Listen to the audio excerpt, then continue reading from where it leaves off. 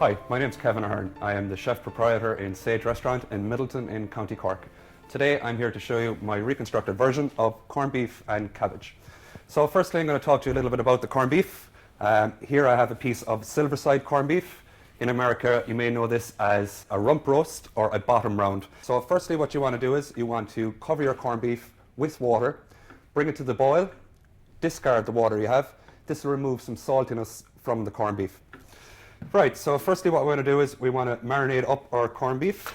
I always like to cook with my hands, so I always believe you should use your hands in cooking. What I'm going to do is I'm just going to nicely rub this onto my corned beef.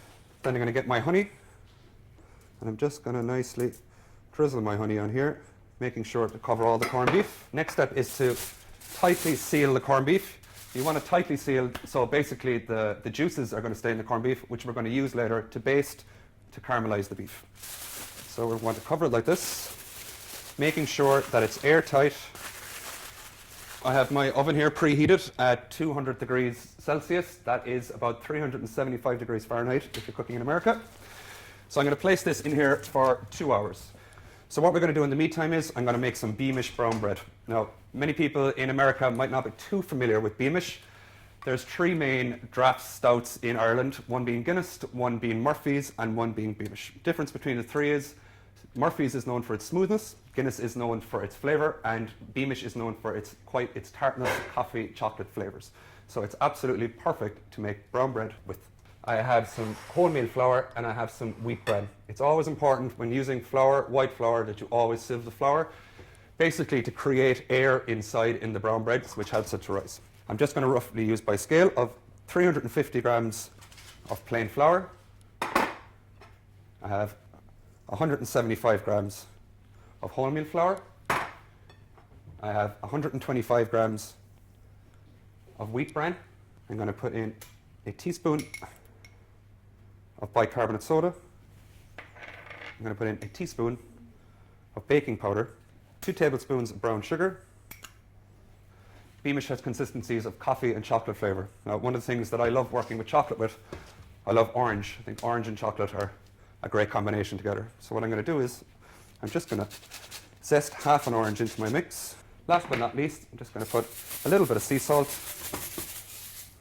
I'm going to give it a good mix. So here I have 200 millilitres of buttermilk, and I'm going to add 250 millilitres of Beamish.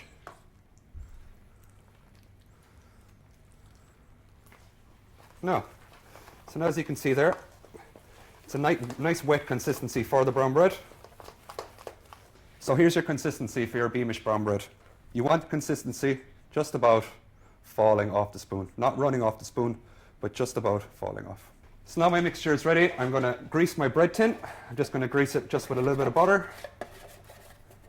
making sure to get into the sides. I'm going to put my mixture in.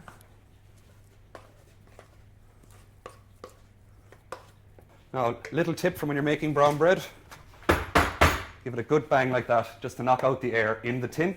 This will help it rise. So basically here now I have my brown bread ready to go into the oven. Give it a little dusting. Here I have some linseed seeds, some sesame seeds, some sunflower seeds, and some pumpkin seeds. I'm just going to sprinkle some of this onto my bread, like so. I'm going to pop this into the oven now for 30 minutes. After 30 minutes I'm going to take it out of the tin, and I'm going to leave it dry out for a further 10 minutes. So now I have a time that my brown bread and my corned beef are going to be ready at the same time. So 2 hours have passed from my corned beef, 35 minutes have passed from my brown bread. After 35 minutes from my brown bread, I've taken it out of the tin, left it in the oven just to dry out a little. So I'm going to take these out of my oven. So here we have our brown bread and our corned beef. Now, so first thing I'm going to do is, as you can see here, I have a little mold for my mashed potato. All these little tools are quite handy in the kitchen and they're great for presentation. So I'm just going to put that into the mold there. I'm going to go back to my corned beef. Just gently place my corned beef on here, like so. I have my Beamish brown bread ready here, like that. So there you have it. That's my rendition of corned beef and cabbage. It is a little way from the norm, but it's always nice to try something new when you're cooking.